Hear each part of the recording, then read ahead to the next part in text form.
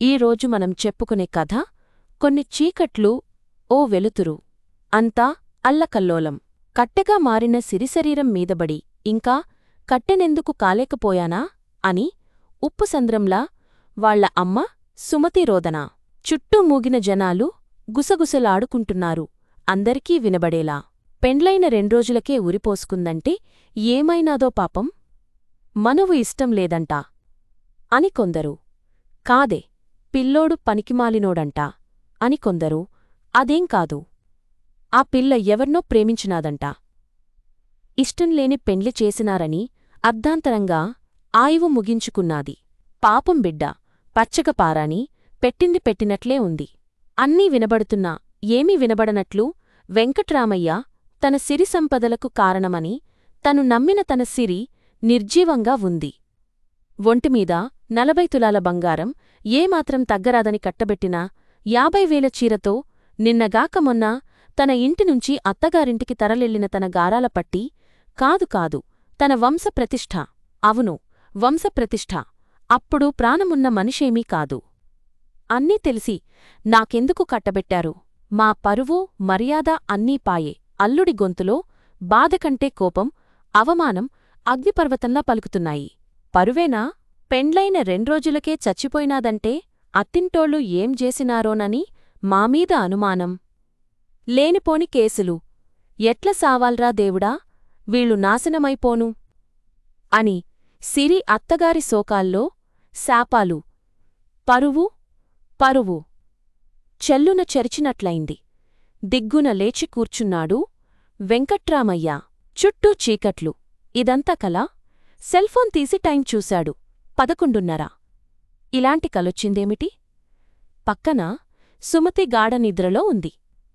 మెల్లగా గది బయటికొచ్చాడు. హాల్లో సిరి నాయనమ్మతో కలసి నిద్రపోతోంది. సిరి నిజంగా అంత ప్రశాంతంగా నిద్రపోతోందా, లేకపోతే నిద్ర నటిస్తోందా? లోపలికొచ్చి మళ్లీ పడుకున్నాడు. కాని నిద్ర దగ్గరికి రానంటోంది. నిద్రకు బదులు గతమొచ్చి కళ్లల్లో నిలిచింది. తొలి సంతానం ఆడపిల్ల పుట్టగానే చాలా కుటుంబాల్లో లాగానే మహాలక్ష్మి పుట్టిందని సంబరపడి శ్రీలక్ష్మి అని పేరు పెట్టుకున్నాడు. ముద్దుగానే కాకుండా ఆధునికంగా కూడా ఉండాలని శ్రీ కాస్తా సిరిగా మారింది. నిజంగా సిరి పుట్టాక సిరి కలిసొచ్చిందని వెంకట్రామయ్యకు అపారమైన నమ్మకం. పట్టిన వ్యాపారమల్లా బంగారమై కురిసింది. సిరి వెనక 2 ఏళ్లకు అబ్బాయి రమేష్ పుట్టాడు. ఆస్తికి వారసుడు పుట్టాడని వెంకట్రామయ్యకు సంబరం. సంఘంలో పేరు ప్రతిష్టలతో పాటు సంపద పెరగడానికి కారణమైందని సిరి అంటే ప్రాణం. అందులోనూ చిన్నప్పట్నుంచి సిరి తెలివితో పాటు పట్టుదలగలిగిన పిల్ల. చదువులో ఏమాత్రం వెనుకబడటానికి ఇష్టపడేది కాదు. సిరి ఏదడిగినా కాదనకుండా తెచ్చిచ్చేవాళ్లు గారాబంతో. ఆడపిల్లని చదువు ఆపకుండా చదివించారు. బీటెక్ మంచి మార్కులతో పాసయి క్యాంపస్ సెలక్షన్స్లో మంచి ఉద్యోగం కూడా సాధించుకుంది. ఎంత చదివితేనేం, అంతకంటే ఎక్కువ చదివినవాణ్ణి తెచ్చే దమ్ముందని ధైర్యం వెంకట్రామయ్యకు. సిరి పెళ్లి వెంకట్రామయ్యకు గొప్ప కల, ఇంకా చెప్పాలంటే ప్రతిష్ఠ. ఎంత డబ్బైనా సరే ఖర్చుపెట్టి గొప్ప సంబంధం తీసుకొచ్చి అంగరంగ వైభవంగా పెళ్లి చేయాలి. ఆ పెళ్లి గురించి, వెంకట్రామయ్య గొప్పతనం గురించి జనాలు గొప్పగా చెప్పుకోవాలి. కాని సిరి అతని అంచనాలను తారుమారు చేస్తూ ఎవర్నో ప్రేమించానని, అతన్నే పెళ్లి చేసుకుంటానని తెగేసి చెప్పింది. అతను కులంలోనూ ఆర్థికంగానూ వెంకట్రామయ్య కుటుంబం కంటే చాలా కింది స్థాయిలో ఉన్నాడు. వెంకట్రామయ్య కాళ్ల కింద భూమి కంపించినట్లయింది. నా బిడ్డ నా వంశ గౌరవాన్ని మరింత ఇనుమడింపజేస్తుందనుకుంటే ఇంత పని చేస్తుందా? నా పరువేం కావాలి? సమాజంలో నాకున్న గౌరవ మర్యాదలేమైపోవాలి అని గింజుకున్నాడు. చిన్నప్పట్నుంచి ఏ రోజు బిడ్డమాట కాదనని మనిషి, కూతుర్ని అపురూపంగా పెంచుకున్న మనిషి మొదటిసారి సిరి నిర్ణయాన్ని తప్పుపట్టాడు. తను చూసిన వాణ్ణి చేసుకోవాల్సిందేనని హుకుం జారీ చేశాడు. కూతురికి పట్టుదల తక్కువేం కాదుగా. తండ్రితో వాదించింది, ఘర్షణపడింది. కాని తండ్రి ప్రేమ చాటునున్న వంశగౌరవం, ప్రతిష్ఠ ఓడిపోవడానికి ఇష్టపడలేదు. సుమతి హాల్లోకి ప్రవేశం నిషిద్ధమన్నట్లు వంటింట్లో పొయ్యిమీద మగ్గుతున్న కూరను కలబెడుతోంది. ఆ కూర మగ్గిపోతోందో మాడిపోతోందో ఎవరికీ తెలీదు. బిడ్డ ప్రేమ ముందు వంశగౌరవం పెద్దరికం తలదించలేదు. ఈరోజు ఈ పిల్ల మాటలకు తలొగ్గితే రేపు ఇంటి మానం మర్యాద అన్నీ మంటగలిసిపోతాయి. ఎట్లైనా సరే కూతురి మనసు మార్చాలనుకున్నాడు. మొదట మెల్లగా నచ్చజెప్పి ప్రయత్నించాడు. ఊహూ సిరి మారలేదు. ఇక లాభం లేదని ఇంకో అస్త్రం వదిలాడు. ఆస్తివ్వను. అక్కర్లేదు. షటిల్లాగా దూసుకొచ్చింది సమాధానం. మాతో సంబంధాలుండవు. మీరు చూసే పెళ్లితో ఉంటాయని గ్యారంటీ ఉందా? సమాధానం చెప్పలేని ప్రశ్న. చివరికిక చస్తానని బెదిరించాడు. బెదిరించడమంటే ఊరికే మాటతో కాదు. 4 రోజులు అన్నమూ నీళ్ళూ మానేసి మాట్లాడకుండా మొండికేసి ఏమేం చేయగలడో అన్నీ చేశాడు. చివరికి ప్రేమ ఓడిపోయింది. కాదు, ఓడిపోయేలా చేశాడు. విశాలమైన తటాకంలో ఉండాల్సిన చిరుచేపలు గాజుగోడల మధ్య అక్వేరియంలో ఆక్సిజన్ అందక గిలగిలలాడుతుంటే జాలిగా చూస్తూ నీ ఇష్టం నాన్నా అంది సిరి నిర్లిప్తంగా. ఆ తరువాత సిరితండ్రితో మామూలుగా మాట్లాడాలని ప్రయత్నించినా తనకే ఎందుకో మామూలుగా లేదేమోనని అనుమానం. ఏదైతేనేం తనకు తన పరువు ముఖ్యం. తరువాత అన్నీ వాటంతటవే సర్దుకుంటాయి. ఎన్ని చూడలేదు. సమాధానం చెప్పుకుని తనకు నచ్చిన తమ కులపు కుర్రాన్ని, తమకంటే గొప్ప ఆస్తిపరుణ్ణి వెతికి మరీ పెళ్లి నిశ్చయించాడు. అయినా ఎందుకో పెళ్లి దగ్గర పడే కొద్దీ ఏవో భయాలు. ఈ పెళ్లి ప్రశాంతంగా జరిగిపోతుందా? బంధుమిత్రుల మధ్య తలదించుకునే పరిస్థితి రాదుకదా? కుటుంబం పరువు పోదుకదా? ఇలాంటి ఆలోచనలతో నిద్రెప్పుడు పట్టిందో? తెల్లారింది. సిరిసిరి అంటూ సుమతి కేకలు. ఉలిక్కిపడి లేచాడు వెంకట్రామయ్య. ఏమయ్యింది? సిరి కనిపించటం లేదండి. సుమతి గొంతులో ఏడుపు పలికింది. ఎక్కడికెళ్ళింది? సరిగ్గా చూడండి. స్నానం చేస్తోందేమో. ఎన్ని గంటలు చేస్తుంది? పెరట్లో ఉందేమో. ఇప్పటికి 10 సార్లు తిరిగొచ్చారు. తన భయాలు నిజమయ్యేట్టున్నాయని వెంకట్రామయ్య మనసు పొరల్లో కంగారు. స్నేహితులకు ఫోన్ చేద్దామని సెల్ఫోన్ తీసుకున్నాడు. అందులో వాట్సప్ సందేశం. నా జీవితానికి నేనే బాధ్యత వహించాలనుకుంటున్నాను. దయచేసి మీ బరువుగా నన్ను భావించడం మానేయండి. సిరి అనుకున్నంత అయింది. వెంకట్రామయ్య నిలబడిన నేల పాతాళంలోకి జారిపోయింది. వెంకట్రామయ్య కూతురు ఎవరితోనో లేచిపోయిందంట. పోయే కాలాలు. అందుకే ఆడపిల్లకు చదువు గిదువూ లేకుండా పిల్లప్పుడే పెళ్లి జేయాలనేది. అయినా ఆ పిల్ల ఎంతంటే అంత మితిమీరిన గారాబం చేశార్లే. అదుపులో పెట్టుకోకపోతే ఇంతే అయ్యేది. ఏనాడన్నా ఆ పిల్లను హద్దుల్లో పెట్టినారా? ఆడపిల్లలకు సెల్లు సగం చేటు. ఎవరితో మాట్లాడతాందో ఏం చేస్తాందో చూసుకోవద్దా? ఇలాంటి మాటలన్నీ వినాలి కాబోలు. ప్రాణంగా పెంచుకున్న బిడ్డతో పాటు ప్రాణసమానంగా చూసుకున్న పరువు పోయే. ఇంక బతికేం చెయ్యాలి? మౌనంగా గదిలోకి నడిచి తలుపేసుకున్నాడు. పరువు, ప్రతిష్ఠ, వంశము, గౌరవము, మన్నూ మసానమూ ఉరితాడై గొంతును బిగించాయి. ఊపిరి ఆడటంలేదు. ప్రాణం మురుసుకుపోతోంది. 2 చేతులతో మెడపట్టుకుని విదిలించాడు. చీకటికి తోడు బయట కీచురాళ్ల శబ్దాలు. మళ్ళీ ఇంకొకలా మరోసారి మెడ విదిలించాడు. టైం 1:30. ఎంత అస్థిమితం! చీకట్లోనే తడిమి నీళ్ల సీసా తీసుకుని కాసిని నీళ్లు గొంతులో పోసుకున్నాడు. ఎందుకీ అస్థిమితం? తన కూతురి బాగుకోసమే కదా ఇదంతా చేస్తున్నది. తనకంటే ఎక్కువ ప్రేమను ఎవరు పంచుతారు? 23 ఏళ్ళు ముద్దుగా పెంచుకున్న బిడ్డ సుఖంగా ఉండాలనే కదా తాపత్రయం. తన గారాల బిడ్డ తనను మోసం చేసి వెళ్ళిపోతుందా? లేదు. సిరి మాట ఇచ్చిందంటే తప్పదు. నాన్నంటే దానికి ప్రాణం. బలవంతంగా నిద్ర తెచ్చుకోవాలని కళ్లలోకి చీకట్లు మోసుకొచ్చుకున్నాడు. నల్లగా చీకటి. ఇంట్లో కాంతిగా వెలగాల్సిన విద్యుల్లత భయంకరంగా షాకిచ్చింది. ఎన్నాళ్ళిలా చీకట్లో ఉంటావు? స్విచ్ వేస్తూ సుమతి. కళ్ళు చికిలించాడు వెంకట్రామయ్య. ముందా లైట్ తీసేయ్ అని ఆజ్ఞాపించాడు. సుమతి వినిపించుకోలేదు. ఎన్నాళ్ళిలా చీకట్లో ఉంటావని అడుగుతున్నాను. బతికినన్నాళ్ళు చాలా?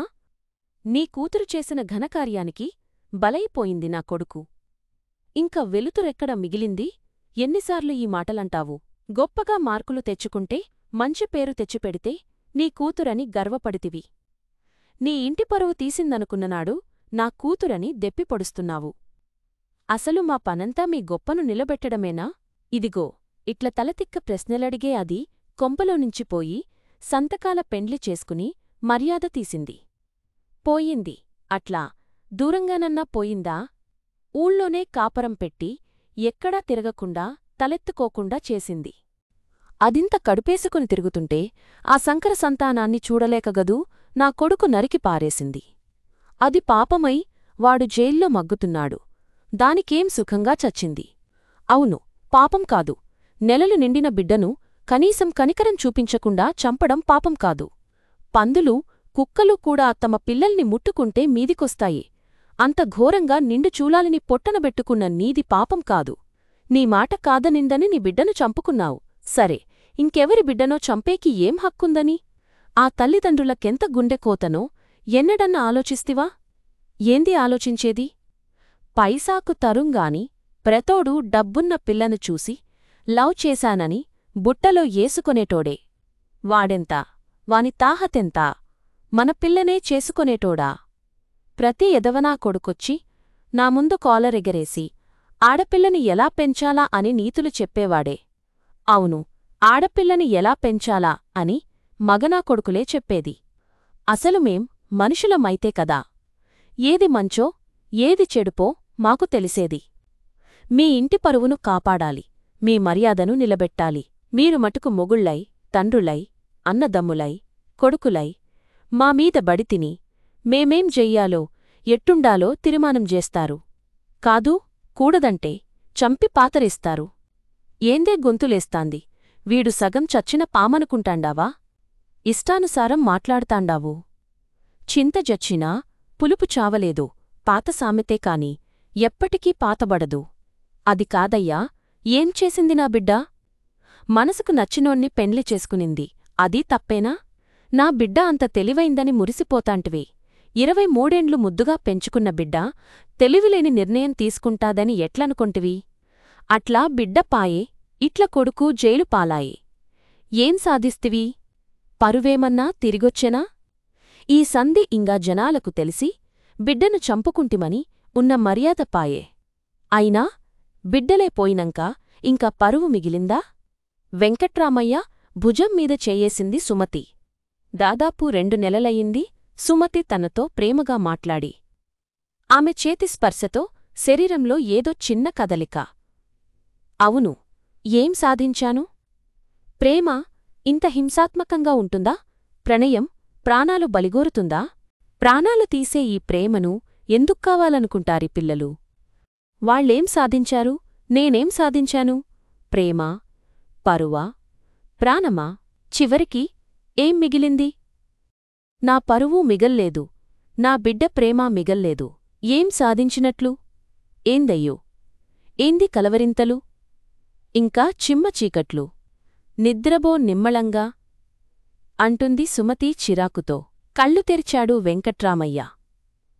అవును, ఇంకా చిమ్మ చీకటి. చీకటెందుకింత బీభత్సంగా ఉంది? ఇంత భయంకరమైన దృశ్యాలతో, చావు మేళాలతో నిద్రెట్లా పడుతుంది? ఈ చీకట్లెప్పుడు వెలుతుర్లో కలుస్తాయి? అని వెంకట్రామయ్య విసుగ్గా మరోసారి టైం చూశాడు. 5 నిమిషాలు తక్కువ 4. ఇప్పుడిక కళ్ళు మూసుకోవాలంటే భయమేస్తోంది. నిద్రపోయినా ఇంకే భయంకరమైన కలలొచ్చి కల్లోలం లేపుతాయో. చీకట్లో కళ్ళు మూసుకుపోతాయేమోనని బలవంతంగా కళ్ళు పెద్దవిగా తెరచి పెట్టుకున్నాడు. కళ్లకు మిరుమిట్ల ప్రయాస లేకుండా ఆహ్లాదకరమైన పూల అలంకరణ. అక్కడక్కడా ఆహూతులను అందంగా ఆహ్వానిస్తూ ముచ్చటైన పూల కుండీలు. మంచి పని చేశారు వెంకట్రామయ్యగారు. ఆర్కెస్ట్రా పేరుతో చెవులు దద్దరిల్లేలా సినిమా పాటలతో చావగొడుతున్నారీ మధ్య. ఇన్స్ట్రుమెంటల్ మ్యూజిక్ చెవులతో పాటు మనసుకు కూడా హాయిగా ఉంది. అతిథులు అభిరుచిని మెచ్చుకుంటున్నారు. వేదికపైన సిరి తన జీవిత భాగస్వామితో కబుర్లు చెబుతూ స్నేహితులకు పరిచయం చేస్తూ ఆనందంగా. అవును, అతను సిరి మనసిచ్చినా మనసారా కోరుకున్న జీవిత భాగస్వామి తను కావాలనుకున్న గొప్ప పెళ్లి కొడుక్కాదు. Great we are. అమ్మాయి మనసు తెలుసుకుని తనకు నచ్చినవాడితో పెళ్లి జరిపిస్తున్నావు చూడు. నువ్వు నిజంగా గ్రేట్. అవును, ప్రేమగా పెంచుకున్న పిల్లలను, అందునా ఆడపిల్లను, చదువు, కెరియర్, భాగస్వామి అన్ని విషయాల్లో సరైన నిర్ణయం తీసుకునేలా తీర్చిదిద్దామంటే తల్లిదండ్రులుగా మనం సక్సెస్ అయినట్లే. వాళ్ళు మన పెద్దరికానికి విలువనిచ్చినప్పుడు ఆ గౌరవం నిలుపుకోవాల్సిన బాధ్యత మనదే. ఘర్షణ పడితే ఎవరికీ మనశ్శాంతి లేకపోవడమే తప్ప ఏ ప్రయోజనమూ ఉండదు. వెంకట్రామయ్య, నీమీద నాకింకా గౌరవం పెరిగిందయ్యా. చాలామంది తల్లిదండ్రులకు నిన్ను ఆదర్శంగా చూపించొచ్చు. మిత్రుల మాటల్లో తనపై ఎనలేని గౌరవం, ప్రేమ. ఆ మాటలు నోట్లోంచి వచ్చినవి కావు, గుండెలోతుల్లోంచే వస్తున్నాయని తెలుస్తోంది. ఇంతకంటే ఎక్కువ ప్రేమ కూతురి కళ్లల్లో. ప్రేమ మాత్రమే కాదు, అంతకంటే ఎక్కువగా ఇంకా ఏదో. ఏందయ్యో ముసిముసి నవ్వులు నవ్వుతున్నావు? ఇంకా నీ కలవరింతలు అయిపోలేదా? తెల్లారిందిలే. కిటికీ కర్టన్ పక్కకు జరుపుతూ సుమతి అరుస్తుంటే బద్ధకంగా లేచాడు. కళ్ళు తెరవాలనిపించలేదు, కలలోంచి బయటికి రావాలనిపించలేదు. అయినా లేచాడు హుషారుగా. తెల్లారింది కదా? అవును, తెల్లారిపోయింది. ఇక వెలుగు దారాలందుకొని ముందుకు నడవాలి. కిటికీలోంచి బయటికి చూస్తే సిరి మొక్కలకు నీళ్లు పెడుతూ గులాబీ మొగ్గను ప్రేమగా తడుముతోంది.